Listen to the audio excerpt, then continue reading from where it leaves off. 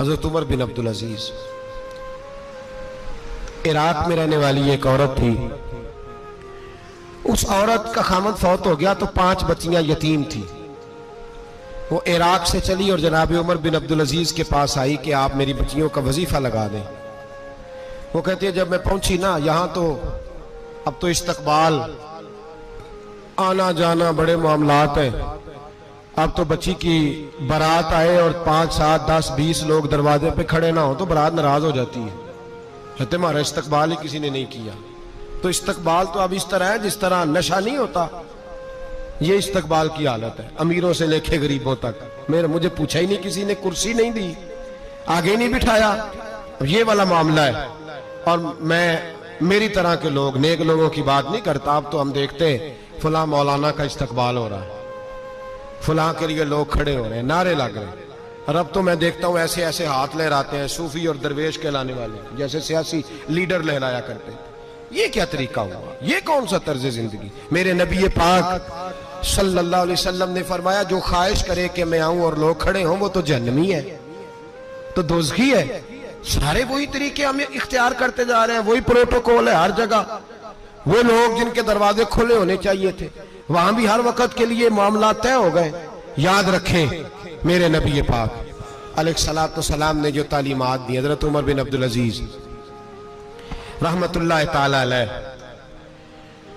औरत कहती है मैं पहुंच गई, मैंने लोगों से पूछा घर कहाँ है, तो कहा वो जहां बोरी लटक रही है ना बाहर, टाट का पर्दा लगा हुआ है, वो हजरत उमर बिन अब्दुल अजीज का घर है।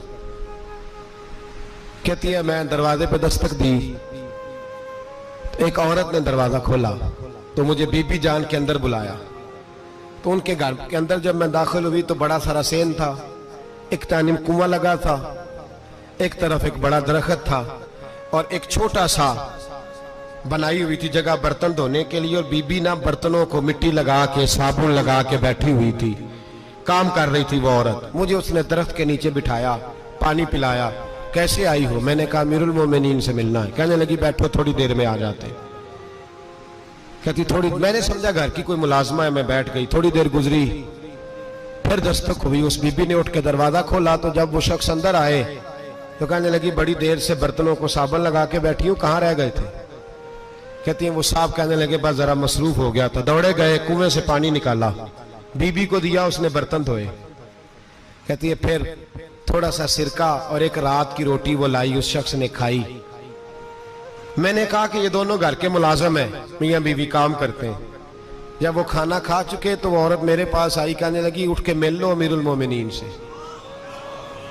मैंने कहा कौन अमीरुल मोमिनीन? तो कहने लगी कब से तो आए हैं, ये जिसने कुएं से पानी निकाला यही मुसलमानों का अमीर है, और ये जिसने दरख्त के नीचे बैठ के सिरके से रोटी खाई है यही है। ये फरिश्तों की दास्तान नहीं, ये वो लोग हैं। मैं रात को भी कह रहा था एक जगह पे कि ये लोग जो है ना जिनका आप रोज शिकवा करते हैं हुकूमतें बड़ी खराब हैं, ये कोई नहीं खराब, बिल्कुल खराब नहीं। जितने सियासी लीडर हैं सारे सही हैं। खराब वो लोग हैं जो इन्हें वोट दे के लीडर बनाते हैं, बिल्कुल खराब नहीं। मैं तो इनके हक में होता जा रहा हूं। नाराज हो गए ना आप लोग? अल्लाह करे तुझी हो जाओ तो अगले इलेक्शन से सियाने भी हो जाओ, आमीन तो कह दे।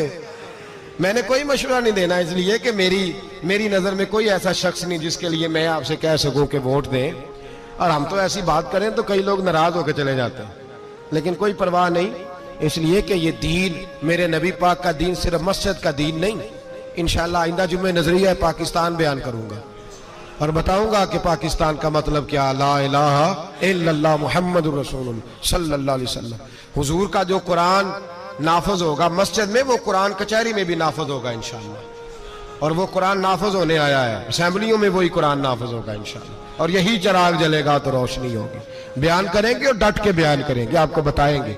जो बात समझा रहा हूं फिल वक्त वो समझे, मुजरम वो नहीं जो बड़ा बन के लूटता है, मुजरम वो है जो उसको सपोर्ट करता है, जिसने उसे बड़ा बनाया है। ये याद रख लें, हमारी कोई बचत नहीं होगी, हमसे पूछा जाएगा। हम सारे कचहरी में खड़े होंगे, अल्लाह सवाल करेगा कि तुम बताओ तुम इनके मददगार क्यों बने थे, तुम सपोर्ट क्यों करते थे, ये पूछा जाएगा और हमने जवाब देना है। बहरहाल आमदाम बरसरे मतलब जनाब उमर बिन अब्दुल अजीज रहमतुल्लाह अलैह के वो बीबी गई तो कहने लगी कि ये अमीरुल मोमिनीन ने कहा, वो उठ के हाजिर हुई, कहा हुजूर मैं इराक से आई हूं, मेरा खामद फौत हो गया, मेरी 5 बेटियां हैं, वजीफा लगा दे। वो बीबी कहती है मेरा दिल था कि यतीम बच्चियों का 100 दिनार साल का लगा देंगे तो बड़ी बात है। कहती है जब मैं उनके पास गई तो हजरत उमर बिन अब्दुल अजीज को बताया तो वो रोने लग गए और मुझसे माफियां मांगने लगे। मैंने कहा हुजूर आप क्यों माफी मांगते हैं? तो कहने लगे इसलिए माफी मांग रहा हूं कि तू मेरी रियाया में थी और तेरी 5 बच्चियां यतीम थी, तुझे खुद चल के आना पड़ा है, मेरा काम था तेरी खबर लेता, माफ कर दे अल्लाह की रिजा के लिए। उन्होंने वजीफा लिखना शुरू किया तो मेरी एक बच्ची का 1000 दिनार साल का लिखा। मैंने कहा अल्लाह तेरा शुक्र है। फिर दूसरी बच्ची का 1000 लिखा तो मैंने कहा अल्लाह तेरा शुक्र है। तीसरी का 1000, चौथी मैंने कहा शुक्र है। जब चौथी का लिखा तो मैंने कहा अल्लाह आपका इकबाल बुलंद करे, अल्लाह आपको हमेशा इसी तरह फलता फूलता रखे। कहते हैं जनाब उमर बिन अब्दुल अजीज ने कलम रख दिया, फरमाने लगे मैं 5वीं का वजीफा नहीं लिखूंगा, 4 बहनों से कहना बांट के इसे भी दे दे। कहा हुजूर क्यों? आप फरमाने लगे जब तक तू अल्लाह का शुक्र अदा कर रही थी मैं भी रब से जुड़ा हुआ था और अल्लाह से डर के लिख रहा था। अब तूने मेरी तारीफ की है, अब मेरी जात आ गई है, अब मैं अगर ये वजीफा लिखूंगा तो इससे अल्लाह राजी नहीं होगा, इससे मेरे नफ्स में रिया पैदा होगी। अब मैं 5वीं का नहीं लिखूंगा, जा और जाके इराक के गवर्नर को दे। बीबी कहती है मैं घोड़े पे बैठी और मैं चंद दिनों के बाद इराक पहुंची। जब सवेरे आके मैंने वालिए इराक को रुका दिया तो वो चीख मार के रोया। मैंने कहा क्या हुआ? तो कहने लगा बीबी आज रात को हजरत उमर बिन अब्दुल अजीज का इंतकाल हो गया, फौत हो गया, तो इंतकाल कर गए। कहती मैं भी तड़प के रोई। मैंने कहा मेरी यतीम बच्चियों का क्या बनेगा? तो वो गवर्नर कहने लगा तेरे वजीफे जारी रहेंगे, तुझे मिलते रहेंगे। तो कहने लगी कैसे? कहने लगा मैं अगर तो गवर्नर रहा तो तेरा वजीफा जारी रहेगा और अगर गवर्नरी से उतर भी गया तो मैं जाती तौर पे मालदार हूं, फिर भी तेरी बच्चियों के माहाना पैसे पहुंचते रहेंगे। मैंने कहा तू क्यों देगा? कहती वो रो पड़ा। कहने लगा अगर अमीर हजरत उमर बिन अब्दुल अजीज जैसे हो तो फिर अल्लाह गवर्नरों के दिलों में भी रहम डाल दिया करता है, फिर मेरे जैसे लोगों को भी वो बदल देता है। हजरत उमर बिन अब्दुल अजीज घर आए, 3 बेटियां थी। एक को आवाज दी, वो आई तो उसने मुंह पे हाथ रखा है। दूसरी को आवाज दी, वो आई तो मुंह पे हाथ रखा है। तीसरी को आवाज दी तो मुंह पे हाथ रखा है। आपने अपनी बीवी से कहा कि ये बच्चियां मुंह पे हाथ क्यों तीनों ने रखा हुआ, क्या बात है? तो बीबी रो पड़ी, कहने लगी 4 दिन हो गए मेरी बेटियां प्यार से रोटी खा रही हैं, 4 दिन हो गए, उनके मुंह से बदबू आती है इसलिए वो आपके सामने आती हैं तो मुंह पे हाथ रख लेती हैं 4 दिनों से। बीबी रो रही है। हजरत उमर जलाल में आ गए। आप फरमाने लगे तू ये रो रही है, तू रोई है, तूने मेरे घर में रह के अल्लाह की नाशुक्री की है, तू शुक्र अदा नहीं करती कि 3 वक्त प्याज और रोटी तुझे घर की 4 दीवारी के अंदर मिल जाता? रो रही है। और मैं आ मेरे साथ बाहर निकल, तुझे वो लोग दिखाऊं जो झोपड़ियों में रहते हैं और मांग के खाते हैं, आ तुझे दिखाऊं। इतनी नाशुक्री कि घर के अंदर प्याज पहुंच रहा है, रोटी पहुंच रही है और तू कहती है मेरी बेटियां प्याज से खाती हैं, शुक्र कर फाके नहीं काटने पड़े। फिर अगले लफ्ज कहे तो रो पड़े। फरमाने लगे मैंने तो मुस्तफा के वो हालात भी सुने हैं जिसमें कई दिन बीबी फातिमा ने फाके किए। तू घर के अंदर प्याज पहुंच रहा है तो अभी भी सादगी, आजिज़ी और कनात नेमत थी इन लोगों की। हमारे यहाँ रोज शिकवा है, किस बात का? गाड़ी कोई नहीं। रोज रोना है, किस बात का? बंगला कोई नहीं। रोज रोना है, किस बात का? बैंक बैलेंस कोई नहीं। 10 जोड़े क्यों नहीं ईद पे आए? और ये सिर्फ औरतों का मसला नहीं, हमारे अंदर भी ये बात बदर्जे औला।